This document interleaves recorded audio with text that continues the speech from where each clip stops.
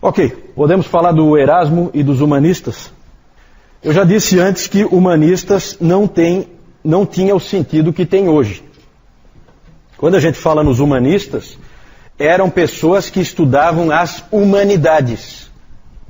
É o estudo das humanidades. O que são as humanidades? Para a gente entender hoje em dia. Hoje em dia ninguém estuda mais as humanidades. Mas naquele tempo as humanidades eram o estudo de línguas, o estudo de literatura e o estudo de história. Certo? Ou seja, estudo de coisas ligadas ao homem.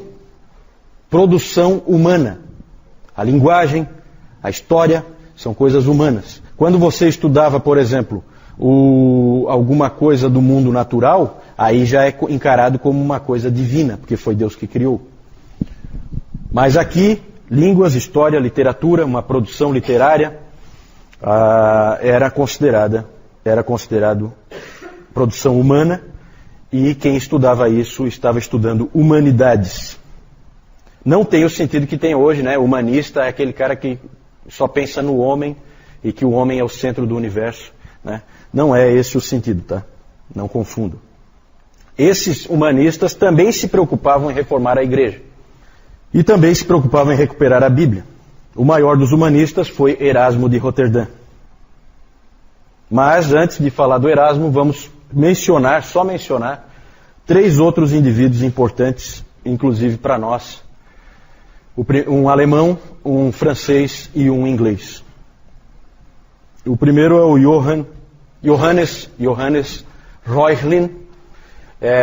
Ele é um humanista muito importante porque ele se tornou um especialista em hebraico. Desde Jerônimo, eu acho que não tinha aparecido na igreja um indivíduo que conhecesse o hebraico como o Reuchlin. E ele e os seus alunos foram responsáveis por preservar o Antigo Testamento hebraico para nós. Porque havia o desejo, por parte da igreja, de destruir todos os manuscritos em hebraico, por considerar que se tratava de escritura dos judeus. E esse cara, junto com os alunos dele, lutaram para que os manuscritos permanecessem vivos. O segundo, Jacques Lefebvre d'Etable. Esse sujeito aí é muito interessante porque ele foi um humanista francês, escrevia comentários da Bíblia e em 1512 ele já escreveu que a justificação somente pela fé era um ensino paulino. Era um ensino de Paulo, que Paulo ensinava que a justificação é somente pela fé. Tanto que, às vezes, os protestantes franceses marcam a data de 1512 como o início da Reforma. O francês tem essa mania, né, de querer dizer que é com ele. Então ali não foi muito diferente. Ele traduziu, esse Lefebvre traduziu também a Vulgata. Da Vulgata ele traduziu a Bíblia para o francês, a partir da Vulgata latina. Tá? Isso em 1530, e ele fez isso sob forte oposição da igreja. Ele disse: se era adequado aos romanos ter a Bíblia traduzida para o latim, por que não seria para os franceses ter a Bíblia traduzida para o francês? Vejam como ele pegou realmente o espírito da coisa. Né? Quando nós falamos do Jerônimo, nós já dissemos que o Jerônimo não tinha a intenção de aprisionar a palavra dentro do latim. Ele queria colocar a palavra na mão do povo, porque nessa época se falava latim. E o Lefebvre percebeu isso bem. Ele sofreu duras críticas da igreja, dizendo que colocar as escrituras na mão do povo é altamente perigoso, porque todo tipo de heresias vão surgir dali. A resposta dele: não são as pessoas simples que leem a Bíblia que produzem as heresias. São os intelectuais que leem o latim que constroem cada uma delas. Que verdade, né? Não é o povo comum que produz heresias, é sempre um espertalhãozão lá de uma universidade ou de um seminário ou de um púlpito famoso que traz heresias à tona. Esse sujeito é muito interessante porque já como um senhor já muito idoso, já lá dos seus 80 anos, ele encontrou com o Calvino. O Calvino e o Farel foram lá encontrar com ele e foram muito influenciados por ele. Né? Tiveram provavelmente boas conversas entre irmãos. O Lefebvre já era um senhor idoso e os dois eram jovens, lá dos seus 20 e tantos anos, né? Vejam que ele nasceu em 1450, o Calvino só vai nascer em 1509. Então, quando Calvino nasceu, esse homem já tinha 60 anos. Então, era realmente dois jovens indo falar já com um ancião, né?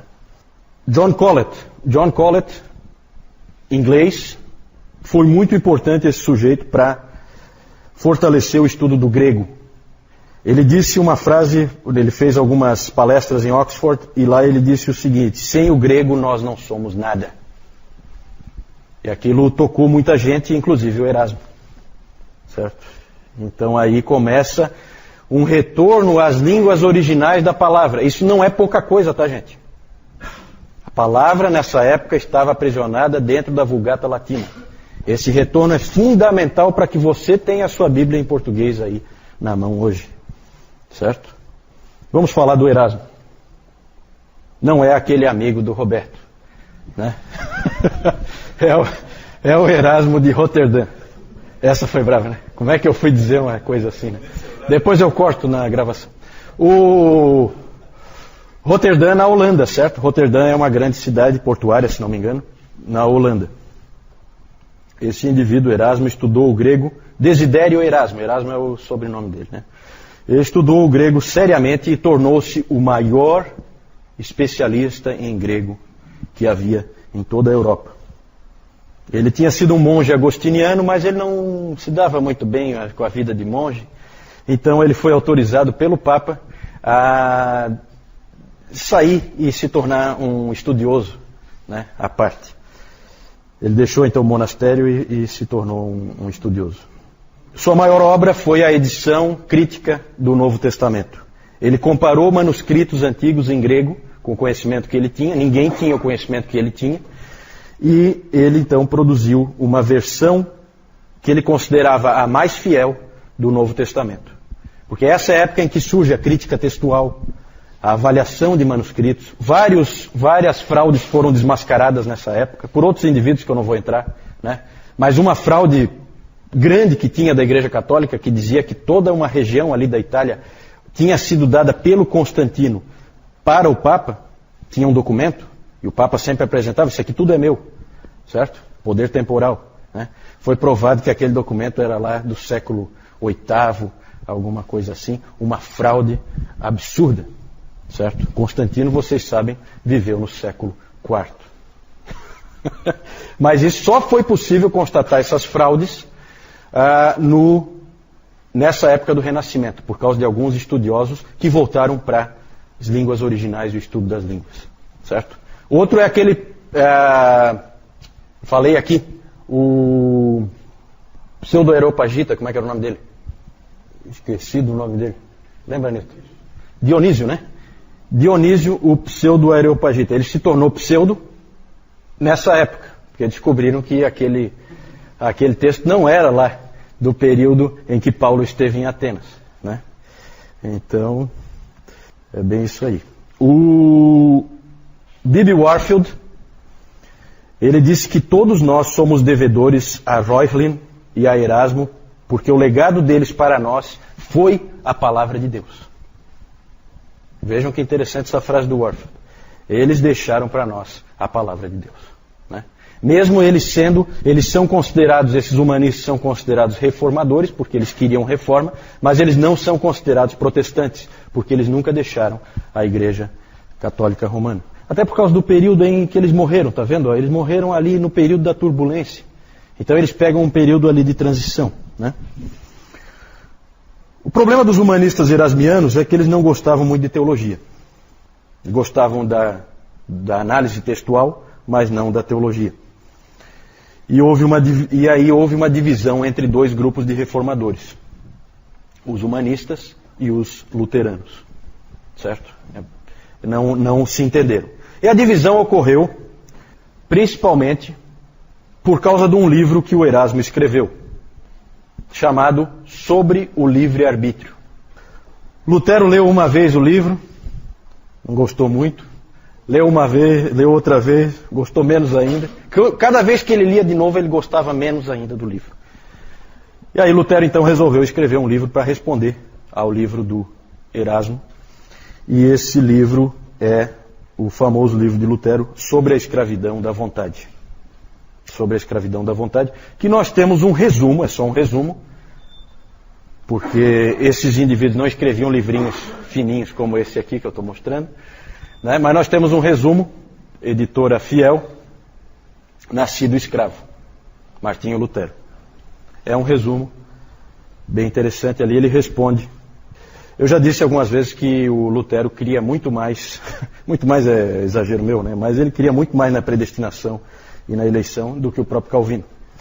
É exagero, na verdade os dois criam, né? Porque é bíblico. O Lutero admirava o estilo e a elegância do Erasmo, mas ele disse que estava atrás de substância e não de forma. E para ele aquele livro do Erasmo era um livro vazio. Houve uma grande discussão entre os dois, eles escreviam um para o outro, discutindo esse assunto. Mas o Erasmo não gostava de teologia, ele não queria discutir teologia e ele não queria fazer afirmações contundentes. Aí o Lutero disse que não é cristão quem não gosta de fazer afirmações contundentes. Esse é o Lutero em ação, tá? Lutero é aquele indivíduo que, se tiver uma porta para arrombar, quem vai dar com os pés, pode ter certeza que é ele. Então ele é um indivíduo bem pitoresco, o Martinho Lutero. Entretanto, o Lutero ele agradecia ao Erasmo por ter focado no que é importante. E o que é importante é como que um homem é salvo e como que a graça de Deus é administrada. Então isso ele ficou contente porque o Erasmo não ficou discutindo coisas periféricas como papado, indulgências, coisas que são menos importantes. O mais importante o mais central é a graça de Deus, como que ela funciona. O Erasmo, no livro dele, apresenta de maneira habilidosa a visão semi-pelagiana da Igreja Católica Romana, certo? Em que Deus concede graça para a salvação, mas o pecador tem dentro de si o poder de fazer o bem, e a nossa salvação depende de fazermos coisas boas, e que Deus sempre vai nos ajudar quando nós fizermos essas coisas boas, certo? Ele usava aquela ilustração, acho que até o Newton já citou uma vez essa ilustração, da criança que quer pegar uma maçã, certo? Ela quer pegar uma maçã na mesa e vem o pai e ergue ela. E aí ela pega com a própria mão dela, mas com a ajuda do pai. Por vontade da criança, com a própria mão dela, mas com a ajuda do pai, ela então consegue pegar a maçã. Essa é a visão arminiana, essa é a visão semi-pelagiana, porque nessa época o Armínio não era nem nascido ainda, né? É a visão semi-pelagiana típica da Igreja Católica Romana. O Lutero, quando ele escreveu o livro sobre a escravidão da vontade, ele percebeu que aquela era a declaração dele da verdade. Ele era apaixonado por esse livro. Os luteranos, geralmente, por isso que eu sempre brinco que Lutero nunca seria um luterano, talvez eu esteja exagerando um pouco, mas os luteranos ficam desconfortáveis com esse livro, eles não gostam, eles ficam assim numa situação difícil, já que eles são, na sua maioria, arminianos. Lutero era um indivíduo absolutamente firme na crença, na predestinação e na eleição, de maneira muito forte, como é peculiar dele. Ele sempre gostou demais desse livro que ele escreveu, e ele tinha orgulho, no bom sentido, desse livro. Só mostrar para vocês aí rapidamente, Reuchlin, Lefebvre, Colette e Erasmo de Roterdã. Esses 4 que nós falamos, humanistas.